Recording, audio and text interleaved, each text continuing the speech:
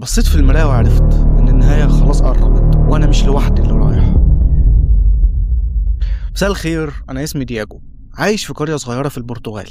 عندي أصحاب وعيلة وحبيبة، حياة طبيعية لواحد زي عنده إعاقة تدمر له فرحته في الحياة. طول عمري بشوف ناس معينة بدون ملامح، وشهم مختفي منه الملامح تماما. في البداية ما كنتش فاهم ليه واشمعنى الناس دي، لكن مع الوقت فهمت إن دي لعنة بتعرفني مين اللي هيموت. مش ضروري عشان اعرف مين اللي هيموت لازم اشوفه في الحقيقه، ممكن اشوف صوره ليه او فيديو هو ظاهر فيه وهتبقى كافيه بالنسبه لي.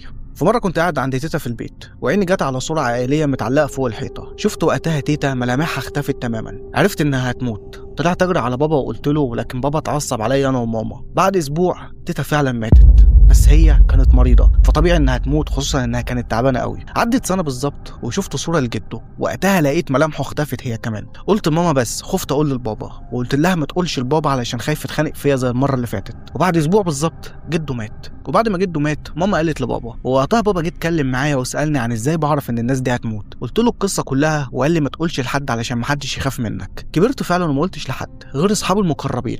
اصحابي صدقوني، خصوصا بعد ما قلت لهم على كذا حد معين وكان بيموت فعلا بعد اسبوع، وكانوا بيحاولوا يستغلوا الموضوع ده ماديا ويشتروا حاجات المشاهير اللي هتموت بعدين يبيعوها بعد وفاتهم. بس حياتي كلها اتقلبت لما في يوم صحيت من النوم لقيت بابا جاي عليا وملامح وشه مختفيه. وعلشان وقت الفيديو وباقي القصه هتنزل في الجزء الثاني، فاعملوا اشتراك للقناه ولايك للفيديو لو عجبتكم القصه.